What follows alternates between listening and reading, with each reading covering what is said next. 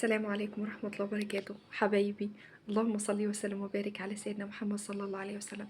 حبيت اديكم فكرة على الديب فريزر اللي عندي اللي هو الفريش. انا مش لسه جايباه، لا دي تعتبر كأنها تاني سنة ليا انا جايباه فيه.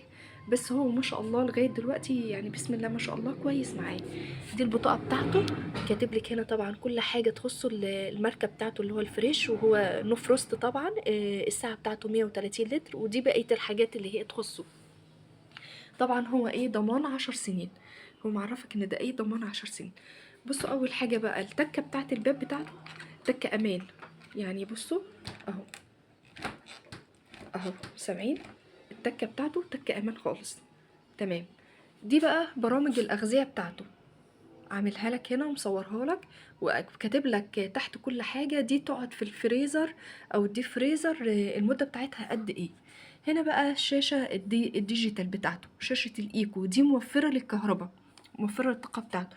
وبصوا انت بتتحكمي برضو هنا ايه في درجة التبريد والتجميد بتاعته. دي الادراج بتاعته. انا فضيت اول درج عشان تشوفوا المساحة بتاعته قد ايه. يعني هو المساحة بتاعته كويسة مش وحشة اهو. ده اول درج ليه. ده عامة اهو الادراج بتاعته، انت بتقدري تتحكمي بقى براحتك، بتحطي في كل درج بقى مثلا لو لحمة، سمك، جزر مثلا زي كده، الصلصة. اخر درج بقى هو اللي يمكن فيه عيوب شوية. الاخر درج بتاعه هو اصغر درج فيهم. لو ما اخدتيش بالك الدرج هيجري منك وممكن ينزل يتكسر. فده تبقى واخدة بالك. انا اول مرة اتعامل معاه ما كنتش اعرف ان الدرج بتاعه يعني بصوا، نزلت لكم الدرج الكبير اللي فوق والدرج اخر درج فيهم. ده مش زي حجم ده، يعني ده بصوا ما شاء الله حجمه كبير.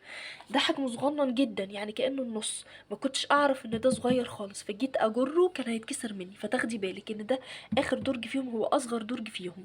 حاجة برضو الاطار دوت اطار مطاطي. الاطار بتاعه دوت مطاطي، يعني ممكن سهل اللي انت تخلعيه وتغسليه وتركب تاني يعني. ماشي. والضمان برضو ان هو بيديكي عمر اكبر في الديب فريزر. اهم حاجه برضو نسيت اقولك عليها. آه انا دلوقتي فاتحاه. بصوا سمعتوا فيه صوت زنه كده او صفاره، يعني زي ما كانها تنبيه للامان ان انتي فاتحاه فتره طويله. يعني اقفليه. فحتى لو في اي طفل لعب فيه او كده بيديكي زي تنبيه امان ان انتي فاتحاه فتره طويله، فكده اقفليه هيديلك زي صفاره. انا على المجمل بقى اللي هو ما شاء الله كويس معايا. وانا لما كنت جايباه كان ب11 او تقريبا 14، دلوقتي سعره غالي قوي عن كده. السبعة درج بقى بتاعه طبعا احسن لانه اكبر، لكن ده الى حد ما يعني ما شاء الله هو شغال كويس معايا ما شاء الله.